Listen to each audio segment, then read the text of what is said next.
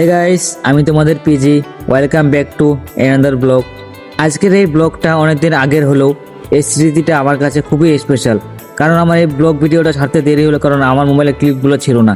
সেদিন ছিল কুমারগ্রামের রথযাত্রা, তাই আমি আর আমার 2-3 জন বন্ধু মিলে রথ দেখতে বেরিয়ে পড়েছিলাম। আমাদের বাড়ি থেকে প্রথমে আমরা পায়ে হেঁটেই বেরিয়ে পড়ি। আমাদের দিক থেকে প্রায় 2-3 কিলোমিটার পথ হেঁটে আমরা ভিডিও অফিসের দিকে যাই। সেখান থেকে শুরু হয়েছিল আমাদের রথযাত্রার যাত্রা। ভিডিও অফিসে পৌঁছানোর পর সেখান থেকে আমরা আগে পাগলাহাটের দিকে গিয়েছিলাম।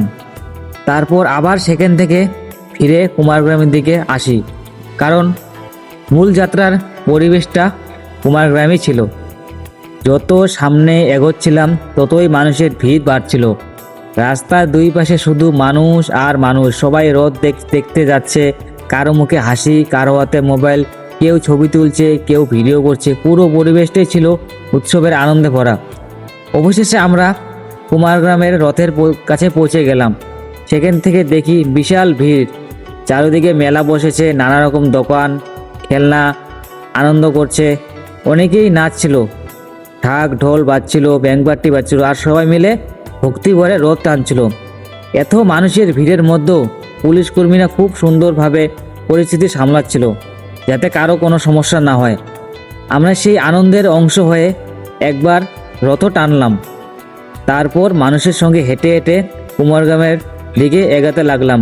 সবাই আনন্দ করতে করতে নাচতে নাচতে এগিয়ে যাচ্ছিল। একজন ব্লগার হিসেবে আমি চেষ্টা করছিলাম এই সুন্দর মুহূর্ত ক্যামেরা ধরে রাখতে।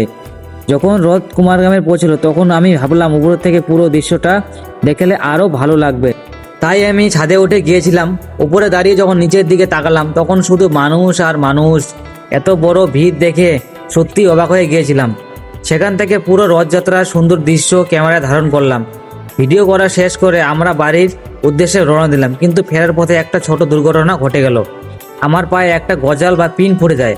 প্রথমে তেমন কিছু মনে হয়নি, কিন্তু পরে ব্যথা বাড়তে শুরু করলো।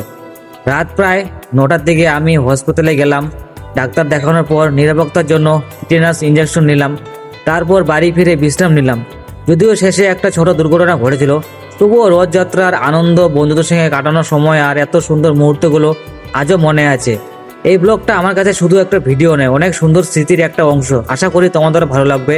ভিডিওটা ভালো লাগলে লাইক করবে, কমেন্ট করবে, জানাবে কেমন লাগ। আর এমন আরও ব্লগ দেখতে চ্যানেলটা সাবস্ক্রাইব করে ফলো করে পাশে থেকো। আর তোমাদের সবাইকে অনেক অনেক থ্যাংক ইউ। তোমরা অনেক অনেক ভালোবাসা দিচ্ছ, কারণ নিজের লোক তো সাপোর্ট করেই না, কেয়ার বলবো। যাই হোক, তোমাদের ভালোবাসা অনেক দরকার। ভাইটাকে সাপোর্ট করো। আর সবাইকে ভালো থেকো। সবাই বাই বাই, টাটা।